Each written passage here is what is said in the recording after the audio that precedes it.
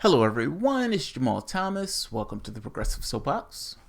So it is 3:52 on a Thursday. I'm not going to say I hope everyone is having an awesome day because I hope everyone is in bed right now.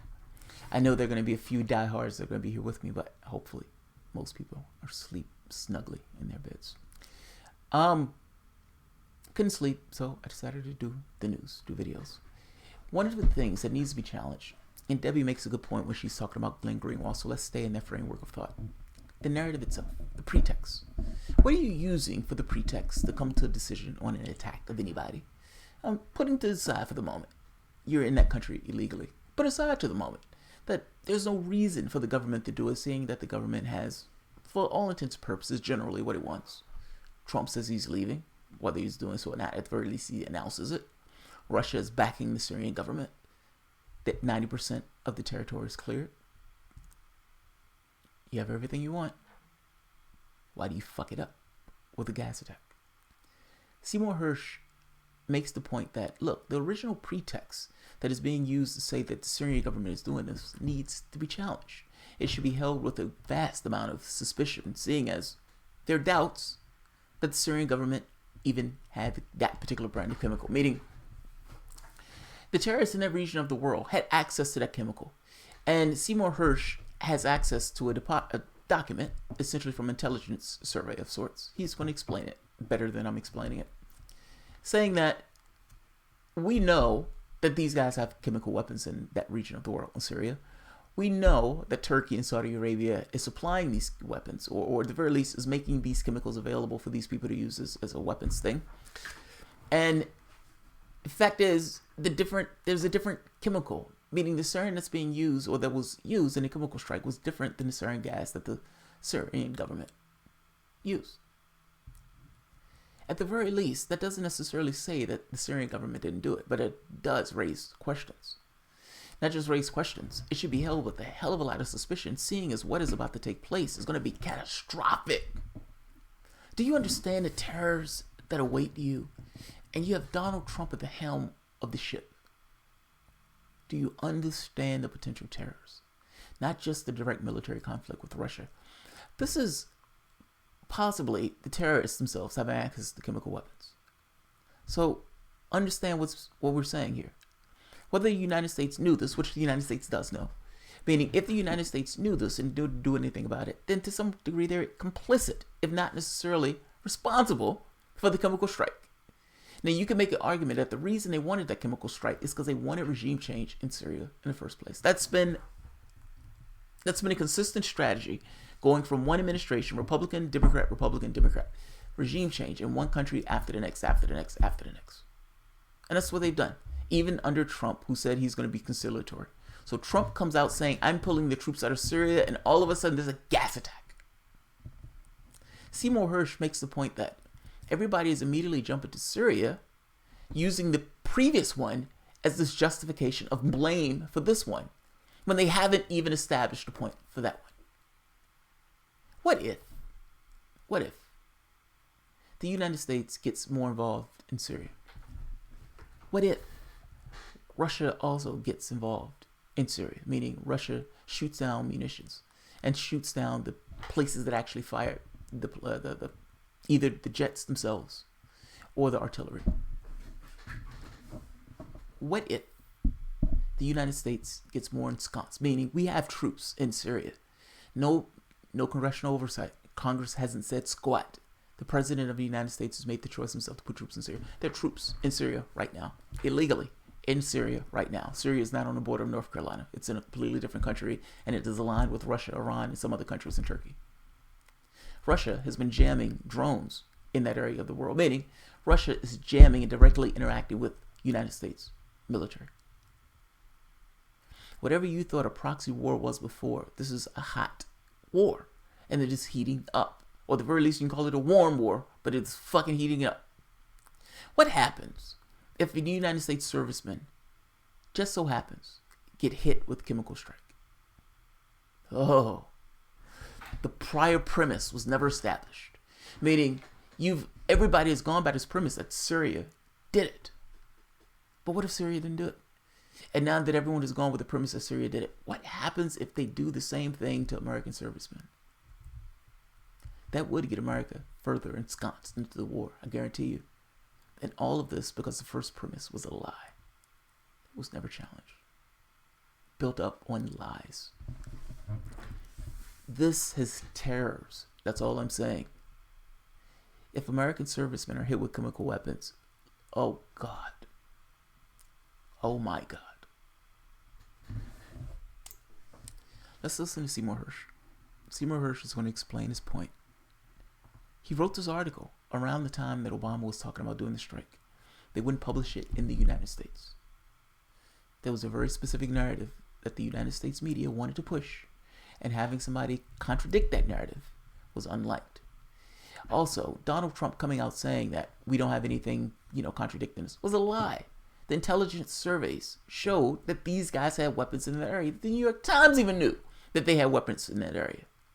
Seymour Hersh is just, for some degree, repeating what other sources knew. To some degree, he put it together in a particular way. He was able to get the actual document itself showing that the military knew about it. Look, this is worrying. This is why I keep doing videos on this. I know I've done a ton of videos, and I'm sorry if you're getting tired of these videos. But this is a big deal. That they're inching us into a larger conflict. And this is a conflict with a nuclear nation. This is not a reality show or a reality show. This is real life. This is real life. Let's listen to Seymour Hersh gut the original disposition that all of this is based on. This is Democracy Now!, democracynow.org, The War and Peace Report. I'm Amy Goodman. As Syria continues to remove its chemical weapons arsenal under the monitoring of the United Nations, a new article by the Pulitzer Prize-winning journalist Seymour Hersh questions what happened last year in the Syrian city of Ghouta when hundreds of Syrians died in a chemical weapons attack. The United States and much of the international community blame forces loyal to the Assad government, and the incident almost led the U.S. to attack Syria.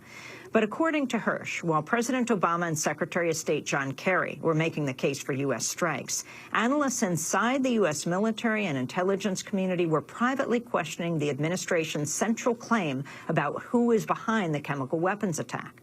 According to Hersh, the U.S. Defense Intelligence Agency issued a highly classified 5-page talking points briefing on June 19th, which stated the Syrian rebel group al-Nusra maintained a sarin production cell. According to the DIA, it was, quote, the most advanced sarin plot since al-Qaeda's pre-9/11 effort.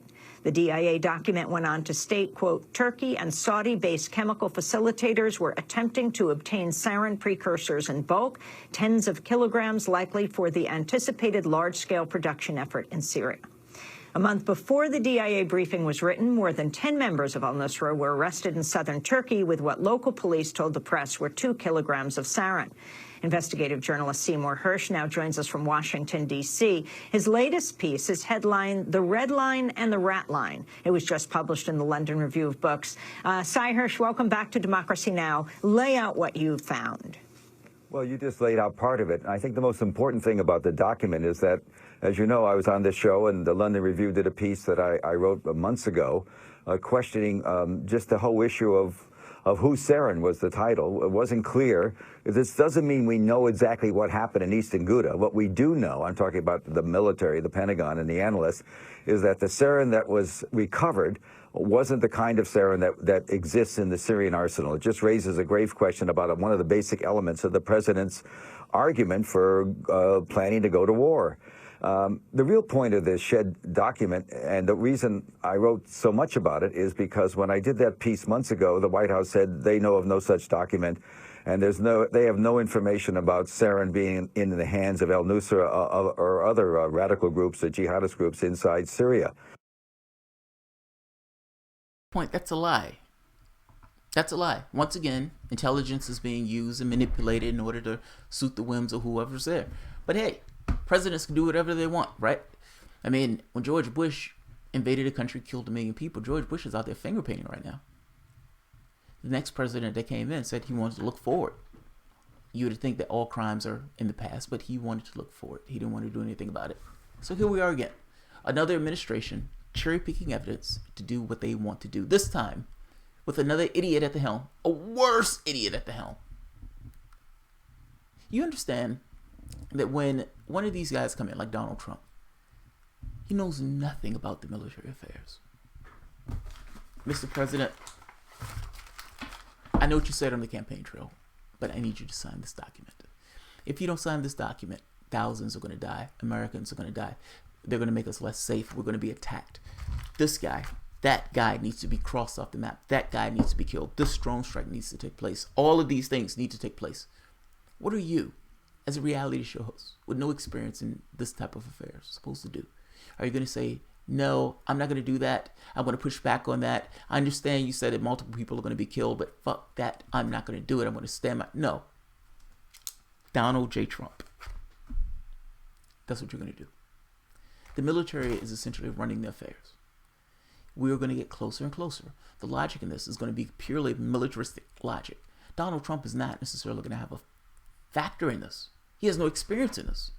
Do you remember, and to give a very public example, when the FISA warrant came up, the spying thing, and Donald Trump said, wait a minute, I don't like this. This feels, I think they used this to spy on me. And Donald Trump would have been right. Within a few hours, after everybody freaked out, Donald Trump calmed down and signed the document. I would imagine that there were people that came to his office, counseled him in a particular way, and him being a reality show host, just said, okay, and signed on the document. He's going to do the exact same thing here with people with a lot of panels on their chests that is telling him that it's perfectly okay to kill a bunch of people, and Russia is only going to get involved with so much brinksmanship. That's where we're at. The question is the pretext of all this. And is it true? Is it true? At the very least, it sheds doubt on what they've been saying. Add to the fact that, what's his name, said, we have no idea who dropped those chemical weapons. If you have no idea who dropped those chemical weapons, then you can't use that as a pretext to attack Syria on the basis of what took place in Syria prior. You don't know. I'm saying the logic for all of this is bogus. The logic for it is bogus. Seymour is right. Let's keep going. Seymour's, I love this guy. Like, if I had to think up newsman and I had this ability to just draw it and made it amazingly well, I would draw him. Like that's how he comes across. He exudes newsman. That's just how he comes across as an investigative journalist. It's like he did it his entire life. That's who he is. That's his identity. That's how he comes across. I've seen multiple of Seymour's lectures. The man is amazing. You should listen to some of his lectures when he's talking about JFK. He's fucking brilliant. Love the guy. Affable and all. So let's let him finish.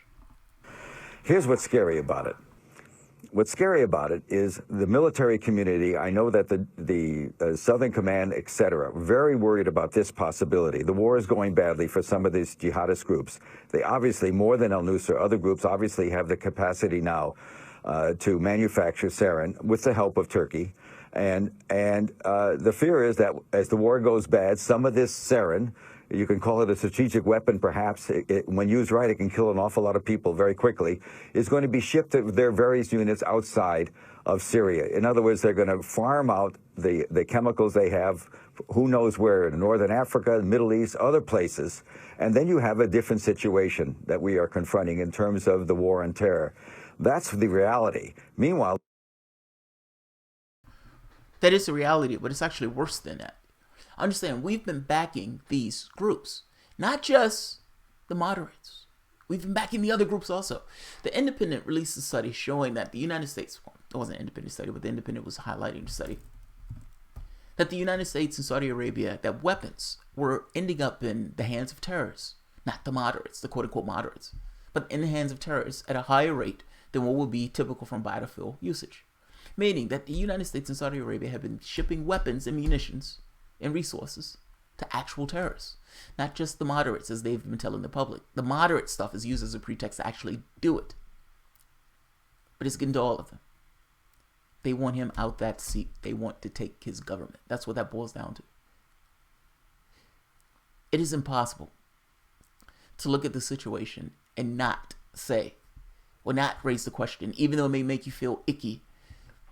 If we know that, if we know that they have those chemicals, if we, the United States, know that they have those chemicals, and we know that they're put in a really shitty situation right now, a really difficult situation because they're facing oblivion, because they, if nothing changes, is going to lose. And we know that there was a prior attack that we aren't necessarily sure who did it. Even if we are not pushing them to do this in order to create a pretext for regime change, it is at the very least us knowing that the potential exists. I don't understand why other media personalities don't just ask the question. It's a valid question. I mean, the fact is, the United States does want regime change. This is what I mean when I say the problem with media, why I don't like media, like mainstream media. They don't ask these questions. They have a bar.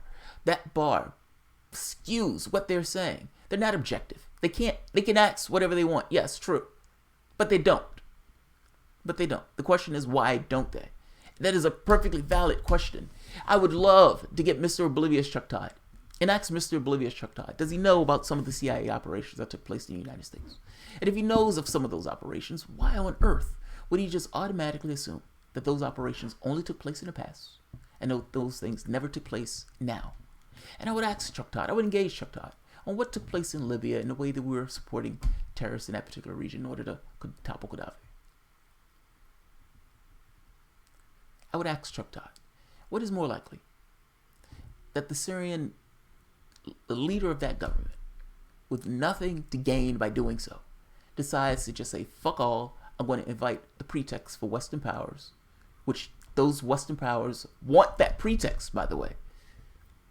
And I'm just going to do this. Even though 90%, like, it makes no sense. That's what's aggravating with me about this. I do this story over and over again because I feel like screaming on a mountain that this makes no sense. Like I'm trying to get across how aggravating this is. It's like you're watching something in real time, and as you're watching it in real time, you know it's bogus, and yet all of these other people are saying this is exactly what it is, and you're like, but state that case. Time after time after time, when you've gotten those people on to questions, they don't have answers because they don't know. The Hillary Clinton lawyer who wants to go into Syria, Tucker Carlson eviscerated him just on the basic point of, how do you know? How do you know? You're making it up. How do you know? Him finally saying, you're right, we don't know. We should have an investigation. Good. Let's start there. I mean, shit, man. Let him finish. I know I keep interrupting him. I love this guy. Let's let him keep. The White House's position again with this article, once again, even though this document they claim no longer existed, we ran a big chunk of it. Clearly, I have access to it. They are still insisting we know of no such document. This head in the sand approach really has to do with something I write about in the article. I quote people as saying, once the president makes a decision, it's almost impossible to get it changed. The president decided that the Syrians did it. And just to be clear, the president didn't decide that the Syrians did it. The president was pushed to believe that the Syrians did it. There's a difference in those things. Yes, ultimately, you can say he made a decision, but that decision was not necessarily his own decision. That decision was based on the people around him. That's the difference. Let's let him keep going. And we're justified in thinking that and continuing to think that. No other option exists. And so he's predicated a foreign policy, which is a head-in-the-sand policy. Because meanwhile, we have a serious problem with these kind of weapons, particularly as Syria gets rid of the weapons. The only people inside Syria with those weapons are the wackos. And so there we are. That's the other part. Do you remember after the first gas attack, Russia facilitated the removal of Syria's weapons? They removed the weapons. So he's making a point that, look, at a certain point, the only people who are in Syria with chemical weapons are the wackos. Look, it's a war. Both sides have committed atrocities. It's a war. I don't say this because I love Assad. I have no feelings one way or the other for Assad. He's a bad guy. I say this as somebody who has family that was in the military, my mom married a guy that was in the military, and they go in it for multiple reasons. I mean, sometimes they go in because it's this thing of they believe it's a patriotic thing to do, and they bought into the iconography, and the country leverages their bravery. They call it the defense, but it's not defense. They should call it Department of War. Call it what it is. But they're indoctrinated. Like, they have a belief system, And that belief system is essentially spurred on by the social factors that they find themselves. Sometimes it's, I can't get a job. Well, the military is out there. There's always been people who are willing to give people money to kill and shoot and hurt other people. My point here is, this has nothing to do with Assad. People sometimes mistake that. When TYT gets on bashing people, talking about they're protecting Putin and protecting Assad, this has nothing to do with Assad. This has nothing to do with Putin. Are you a country of laws or not? If you're a country of laws, shouldn't there be some semblance, some formal proceeding before the president just willy-nilly decides to drag us into a larger conflict that may lead into a conflict with Russia?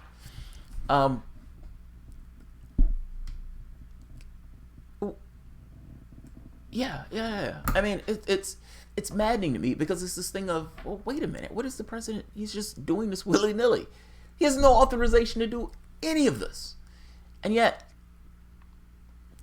the media just looks at it and says, oh, well, something needs to take place here. Something needs to take place here. I find this to be amazing. You're watching in real time. If anybody digs through the rubble and they find this video, it's in real time, and yes, it is maddening to me and insane to me, as I would imagine to anybody else who's an onlooker. Let's take a look.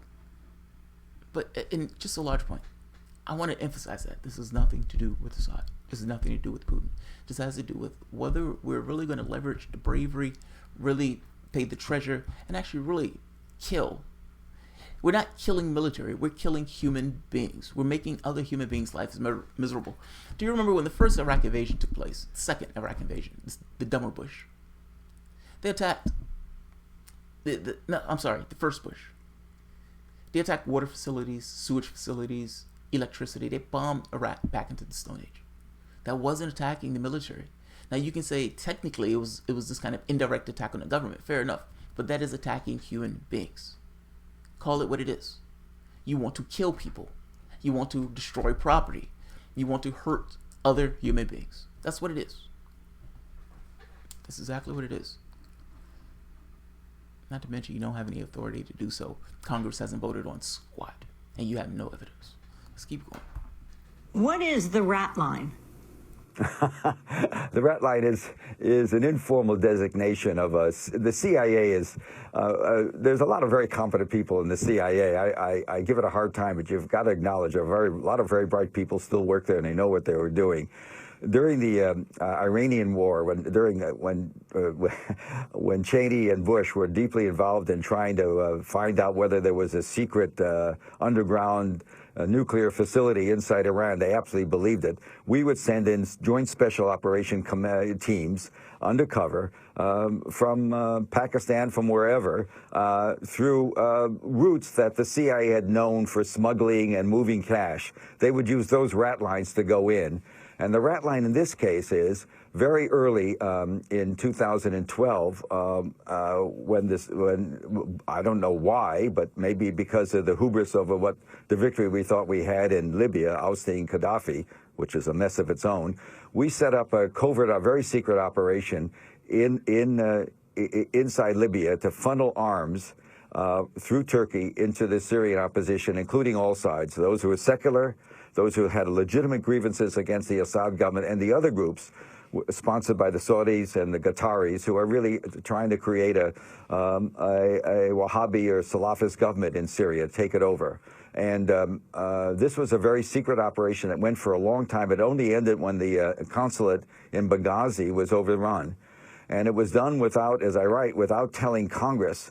And the reason we even know about it, there was a recent Senate Intelligence Committee report on Benghazi that was published a few months back, raising questions about security, et cetera, the same issues Republicans constantly talk about.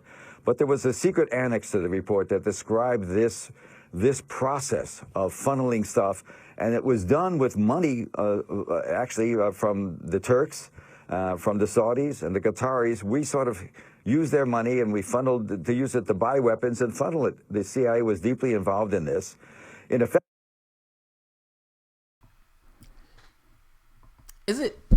am I wrong in this? Does the Constitution allow for us to topple other governments that are not necessarily attacking us and that are not a threat to us?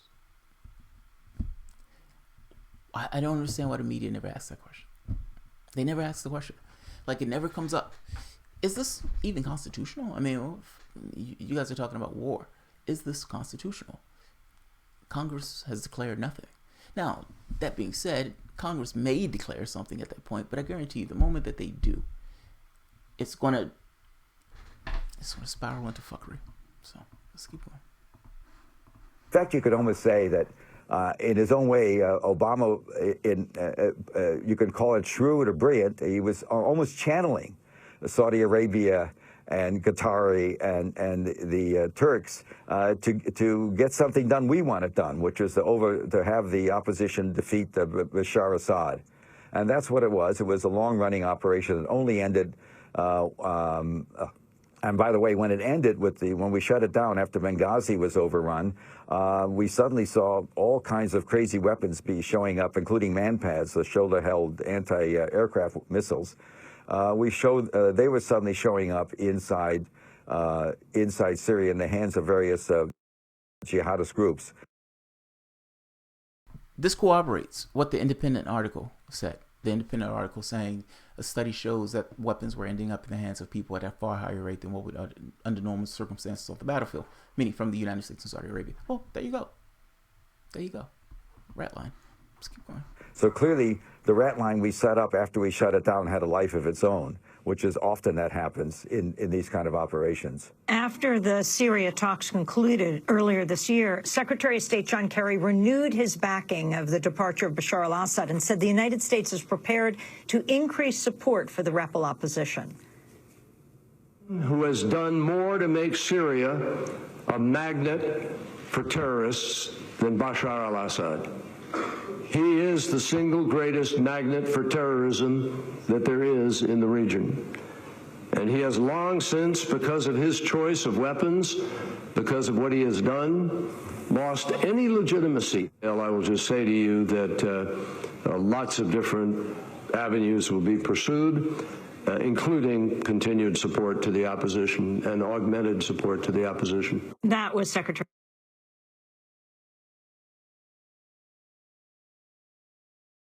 That just seems like an amazing thing to say. I mean,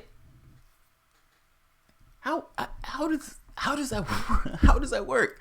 Like, you're openly telling the world that we're going to support terrorists in your country because we don't like something that you did or we don't like you. We want you to leave. That's the textbook definition of terrorism, by the way. That is the textbook definition of terrorism. Let's keep going. Have a history lesson. Secretary of State John Kerry, Hersh, your response. Well, by this time, they knew from the Joint Chiefs of Staff, they knew that the British had come to us with Sarin that had been analyzed at their laboratory, and that we share a laboratory on chemical and biological warfare issues with Britain, a place called Porton Downs. It's their chemical warfare facility, and we Americans share that in terms of analyzing international problems when it comes to chemical and biological warfare. So we have a lot of confidence in the British competence. And so the Brits came to us with samples of sarin, and they were very clear there was a real problem with these samples because they did not reflect what the Brits know and we know, the Russians knew, everybody knew is inside the Syrian arsenal. They have professional armies have additives to sarin that make it more persistent, easier to use. The amateur stuff, they call it kitchen sarin, sort of a code phrase. You can make sarin very easily with a couple of inert chemicals, but the sarin you make isn't as lethal as a professional military-grade sarin, and it doesn't have certain additives. So you can actually calibrate what's in it. They came to us very early, within 6 to 8 days, 10 days of the August 21 last year's terrible incident inside near Damascus, when hundreds were killed, it was overwhelming evidence. And so the Joint Chiefs of Staff, led by its chairman, Martin Dempsey, an Army officer of many years of experience, he was commander of the Central Command that covered the Middle East. They did go to the president, and they raised questions, but they let him know the problems. And they also talked about the fact that the military was, I can say, unhappy. Military people tend to be, when you give an assignment, they'll do it, but often they see the risk more than civilian leaders. The president wanted a wave of bombing, and the military came up with a list of a number of targets, I think 21, 31, something like that, targets, runways and other stuff. And they were told by the White House, I don't know who, that they wanted something that would create more pain for Bashar. So then the next thing you know, they're coming back with a massive bombing attack, 2 air wings of B-52 bombers dropping 2,000-pound bombs, hitting power nodes, electricity nodes, etc. The kind of attack that would cause an awful lot of damage to civilian infrastructure. And that was an awful lot for the Joint Chiefs. And they really raised that question with the president. And as I write, I don't think there's any other issue that would have forced him to stop as he did. The notion of we're going to suddenly go back and sign a chemical disarmament treaty with the Syrians that the Russians have been talking about, that had been raised a year earlier and we didn't bite then. He clearly jumped on it then. And look, you got to give the president credit. He, as much as he wanted to and as much as he talked about it, when faced with reality, he backed down. He didn't say why, but, you know, we've learned not to expect very much credibility on foreign policy issues. Unfortunately, the fact that we don't get straight talk from the top means that the bureaucracy can't do straight talk. If you're inside the bureaucracy, you can't really tell the White House something they don't want to know. I want to. That is mind-blowing. That is mind-blowing. Like, I'm playing this video. Part of me, I'm playing this video. This is one of those things that, like my, like the other video I played before talking about history stuff. Because I kind of want, I like to give people a workable point of view when they're thinking about these particular events. At the very least, this is how I see it. This is why I see it this particular way. Sy Hersh is eviscerating the argument. Now, that doesn't necessarily mean that Syria didn't have 2 different branches, but it does add questions. It does add questions. And the fact that Mathis comes out and says, yeah, we don't know who did it. When they're turning around and they're saying they did it before, so now we know they did it this time, I am trying to make this point to you that they don't know if they did it before. And as Seymour Hersh is kind of making this point here, there's evidence, there is overwhelming evidence, to take a Glenn Greenwald token, that the terrorists had. Like that the terrorists themselves had access to these things from other countries that were funneling this stuff in with this idea of getting Bashar out of his seat. And that the United States government, the military, knew about it. All of this talk that's taking place now, Donald Trump, I've never seen a document. Donald Trump probably never did see that document. The military policy is consistent. They want regime change. Whether it's Trump, whether it's Obama, whatever, doesn't matter. Clearly, they're in the business of regime change at this point, using this narrative of Sarin attack, Sarin attack, Sarin attack. Seymour Hersh is gutting that narrative. He's killing the pretext. Let's keep going. Talk Turkey for a minute. In your piece, Sure. You mentioned the leaked video of a discussion between the Turkish Prime Minister Erdogan and senior officials of a false flag operation that would justify Turkish military intervention in Syria. This is Erdogan's response to the leaked recording. Today, they posted a video on YouTube. There was a meeting at the Turkish Foreign Ministry in Syria on the tomb of Suleiman Shah, and they even leaked this on YouTube. This is villainous. This is dishonesty.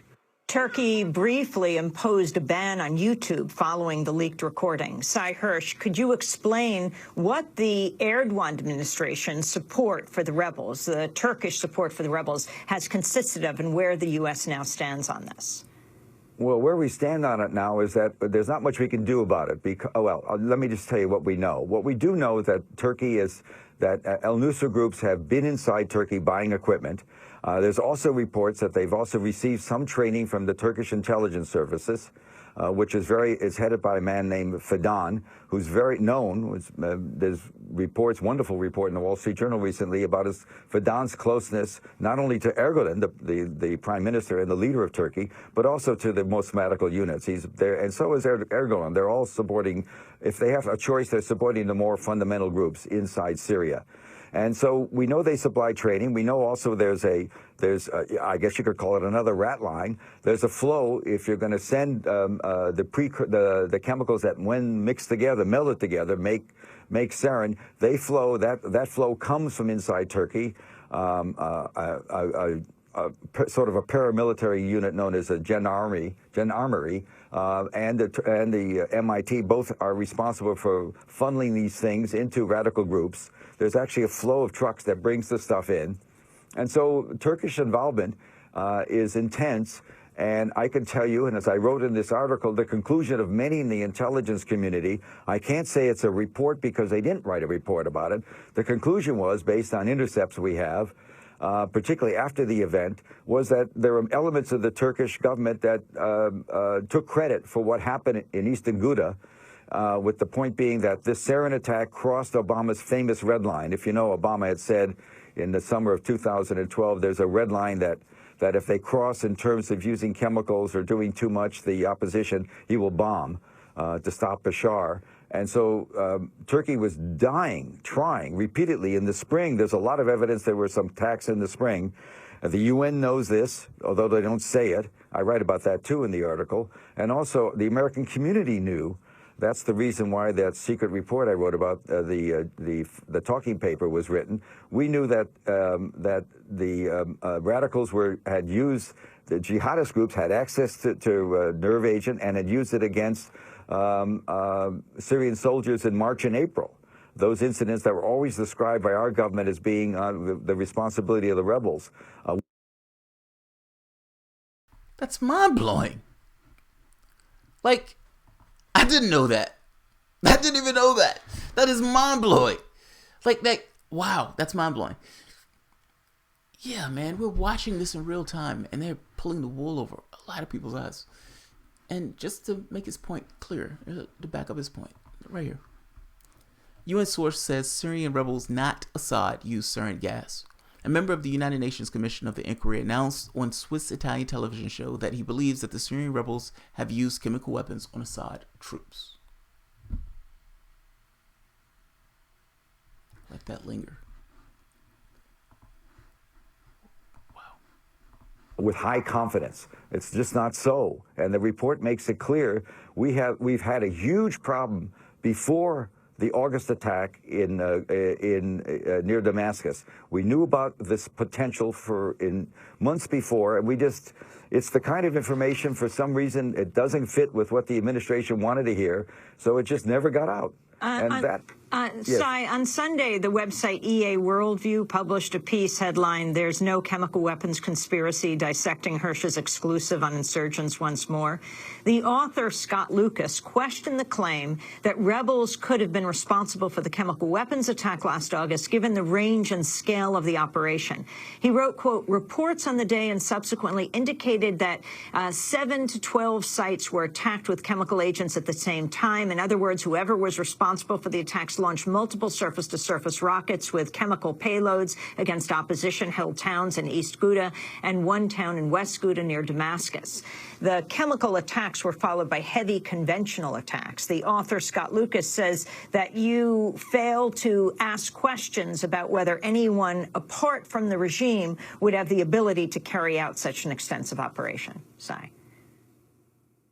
First article, we're past that. We now know. Actually, the New York Times even ran a retraction of sorts. It was like reading Pravda, but if you read the article carefully, the New York Times had run a series of articles after the event saying that the warheads in question that did the damage came from a Syrian army base something like 9 kilometers, 6 miles away. And at that time, there were a number of analysts, a group from MIT led by Ted Postel, who used to be a science advisor to the CNO, the Chief of Naval Operations, clearly somebody with a great deal of background and no bias. He did a series of studies with his team that concluded that the warheads probably didn't go more than 1 or 2, at most kilometers, 2 kilometers, 1.2 miles. And we now know from the UN report, a man named Aki Selstun, who ran the UN investigation, he's concluded the same thing. These missiles that were fired no more than a mile. They were, one looks, just from the footage one saw, they were homemade. They didn't fit any of the nomenclature of the known weapons. And don't think we don't have a very good picture of what the Syrians have in terms of warheads. They have a series of warheads that can deliver chemical weapons, and we know the dimensions of all of them, and none of these weapons fit that. And so you have a UN report, you have this independent report saying they went no more than 1 or 2 kilometers. And so I don't know why we're talking about multiple launch rockets, and these are homemade weapons. And it seems very clear to most observers, as I say, even to the UN team that did the final report, the UN, because of whatever rules they have, wasn't able to say that who fired what. They could just say, they just could describe the weapons and never make a judgment. But I can tell you, I quote somebody from inside that investigation unit who was very clear that the weapons were homemade and were not Syrian army. This is asked and answered. These are arguments that go on. This is, I assume it's a blog. I don't know the blog, but this has been. And Turkey's interest, if it were the case, in pushing the red line and supporting an attack that would be attributed to Assad, their interest in getting the U.S. to attack Syria. Oh my God, totally of great interest, because Erdogan has put the Prime Minister of Turkey has put an enormous amount of effort and funds and others, and including his intelligence service in the disposal. He and Bashar are like, at loggerheads. He wants to see him go. And he's been on the attack constantly, supporting the most radical factions there. And also, I must say, he's also supporting the secular factions, the people who seriously want to overthrow Bashar and don't want to see a jihadist regime. They just want to see a government that's not controlled by one family, And but there's no question Turkey has a deep investment in this, and it's going badly.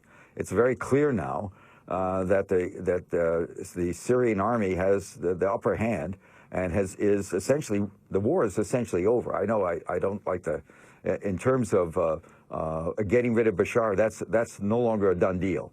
There's going to be some outposts perhaps in areas near Turkey where there will be various factions. They'll be under pressure from the Syrian army all the way. But essentially, this is a losing card we have. We don't like to admit it, but that's it. Bashar is held on. And whatever that means. I want to thank you very much for being with us, Pulitzer Prize-winning investigative journalist, Washington Post. We will link to your latest piece.